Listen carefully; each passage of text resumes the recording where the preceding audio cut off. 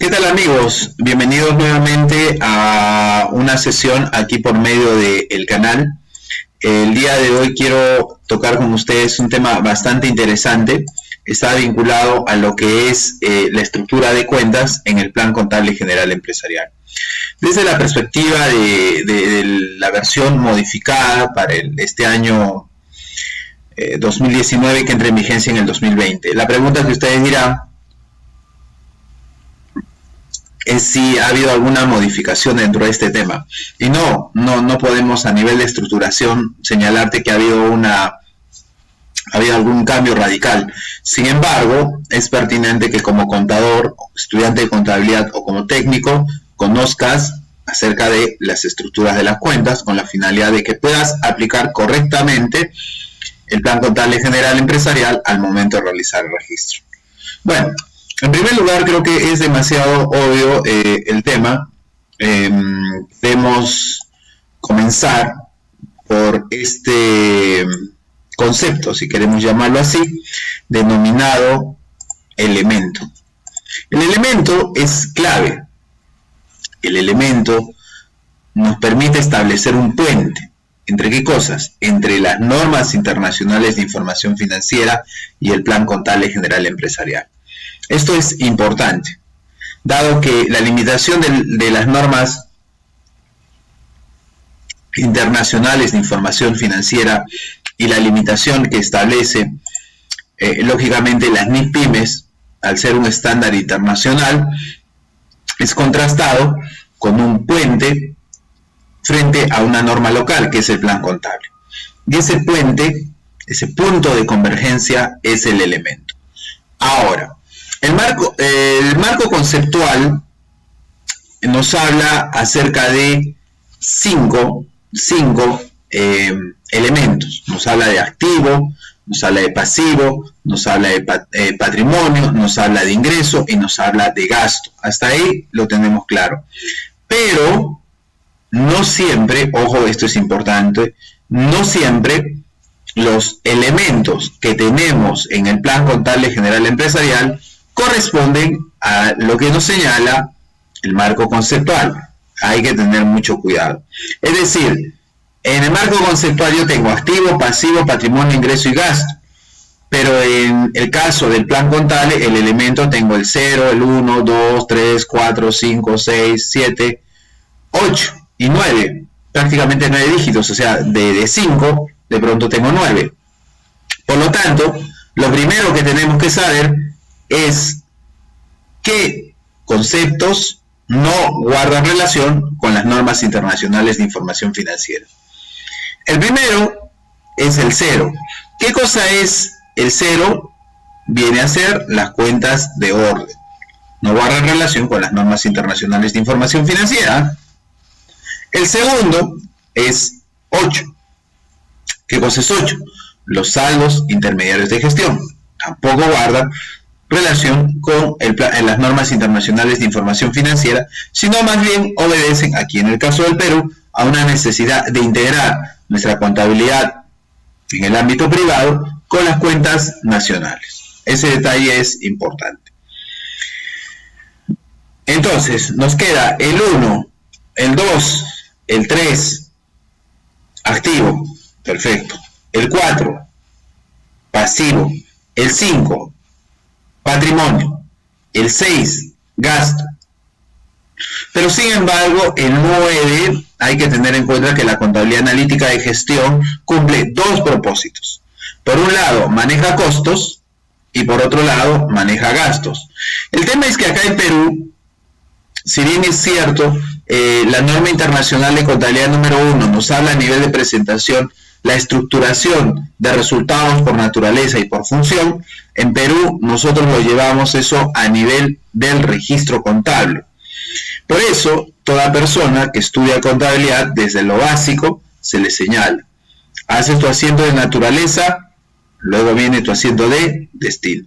Ahora, el término mal empleado es el siguiente. Haces tu asiento de provisión y tu asiento de destino. El término provisión, nosotros ya tenemos que desterrar de la cabeza, no es un sinónimo de naturaleza.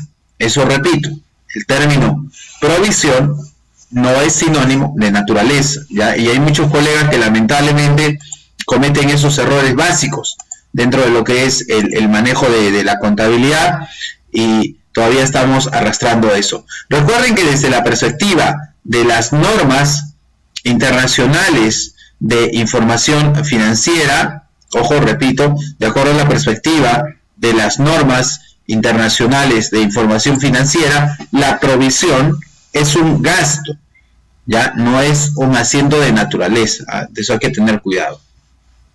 Por lo tanto, si bien es cierto, el elemento del estado financiero se llama gasto, aquí en el Perú nosotros lo podemos tener en cuenta descrito en función de la naturaleza, de acuerdo a la característica tenemos de conceptos dentro de las 6, y también tenemos a nivel de destino, en este caso la 9, pero la 9, contabilidad analítica y gestión, afecta a dos cosas, costo y gasto.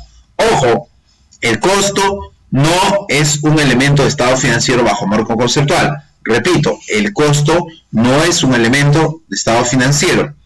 Wow, entonces, ¿qué cosa es? Técnicamente, lo que nos señala el plan contable y también lo que vemos en la NIF es que los costos que nosotros tenemos en una cuenta de acumulación, para eso tenemos la 9, la contabilidad analítica de gestión, van a terminar colocándose como un activo. Y eso de acuerdo también a NIF 15. ¿Por qué un activo? En un bien te entiendo, pero en un servicio, sí. Un activo porque el control es un criterio básico para considerar en la satisfacción de una obligación de desempeño. Eso es crítico, conocer para efectos de entender ese circuito. No te capto mucho. Mira, la diferencia entre costo y gasto. El costo sube al balance y baja al estado de resultados. El gasto de frente se va al estado de resultados. Mira, con eso tienen que tener el debido cuidado. Perfecto, y luego tengo los ingresos, que es el elemento 7. Excelente, ya tenemos la descripción del elemento, sabemos que algunos no coinciden con NIF, otros coinciden con NIF. Y ese es el puente. Las NIF siempre te van a hablar, las NIF siempre se van a referir al tema de elementos de los estados financieros. No puede ir más allá. La NIF te dirá como asiento contable, carga al activo, abona al pasivo, carga al activo, abona al ingreso, X y Z. ¿Ya? Entonces, ese es un tema que hay que tener muy en consideración. Pregunta, ¿se puede modificar? Respuesta, no. No se puede modificar. Si es que tú hipotéticamente quisieras modificar, pues hay que coordinar con el Consejo Normativo de Contabilidad para ver ese tema. ¿Ya? Muy bien, pasamos entonces nosotros al segundo concepto. Rubro o cuenta. Términos bastante interesantes a considerar, el famoso rubro o cuenta. Cuando hablamos de rubro, nosotros asociamos ese término al concepto con el cual se presenta la información en un estado financiero. De hecho, presento un estado financiero y eso es un rubro. Mientras que la cuenta viene a ser el concepto que nosotros utilizamos para registrar. Pero no siempre la cuenta coincide con el rubro de presentación. Repito, no siempre la cuenta que es de registro coincide con el rubro de presentación. El hecho de que yo te coloque la 10 caja y bancos no significa de que te voy a colocar todo como efectivo, equivalente a efectivo. No. Puede que haya una parte que se considere como sobregiro. Entonces, eso es el problema. Hay que tener mucho cuidado con esa situación. Bien, ¿cómo define el Plan Contable General Empresarial el tema de rubro o cuenta? Dado que no lo vamos a tener específicamente como lo señala las NIF. Así que te lo voy a revisar, te lo voy a leer y vamos juntos a analizar. Rubro o cuenta a nivel de 2 dígitos. Perfecto, yo tengo 2 dígitos. Es el nivel mínimo de presentación de estados financieros requeridos, en tanto clasifica saldos de acuerdo a naturalezas distintas. Claro, porque muchas veces cuando tú has estado en la universidad decías activo, y en el activo los rubros que tenías era igualito a la cuenta de plan contable, es decir, a 2 dígitos. Pero hay que tener en cuenta que muchas veces los usuarios de la información van a impactar en esos reportes que nosotros llamamos estados financieros, porque dependiendo de su nivel de poder, pueden requerirnos una determinada estructura, como pasa con SUNAT, como pasa por la Superintendencia de Mercado y Valores. Entonces, al hablar de esto, del rubro cuenta, hay que tener en consideración que la cuenta iría por el tema del registro y el rubro acerca de la vinculación que tenemos para efectos de considerarlo dentro de un estado financiero. Pero no significa que exactamente todas las cuentas sean rubros de presentación de los estados financieros. Ok, también a nivel de 2 dígitos yo no puedo modificar, no puedo cambiar el nombre de la cuenta. Perfecto, vamos al tercero, vamos al siguiente. El siguiente, como tú puedes observar, se denomina subcuenta. ¿Ya? Entonces, este de acá se denomina subcuenta. ¿Qué hay como la subcuenta?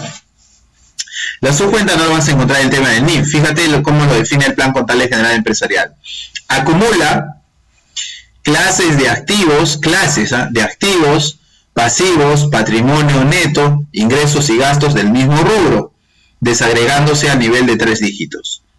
Es importante recordar que tanto a nivel de 1, 2 y 3 dígitos, nosotros podemos decir hasta cierto punto que guardan un cierto criterio de intangibilidad, si le queremos decir así. Es decir, yo no lo puedo tocar. Yo tengo que consultar al Consejo Normativo de Contabilidad, comunicarle para efectos de ver si es pertinente modificar esto. Es obvio, acá viene el tema de la necesidad del uso de su cuenta, es obvio que al hablar de activo, pasivo, patrimonio, ingresos y gastos se queda corto. En la universidad, cuando tú estudias el curso de fundamentos, partes de activo, pero dices hay activo circulante, activo exigible, activo realizable, activo fijo, etc. Y en pasivo también, ¿verdad? Y también en ingresos y también en gastos. Entonces ahí es pertinente justamente considerar la necesidad de aperturar subcuentas.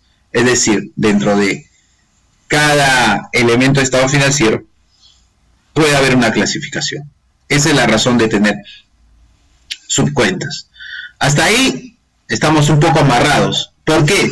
Porque en este bloque que nosotros estamos observando aquí, este bloque, el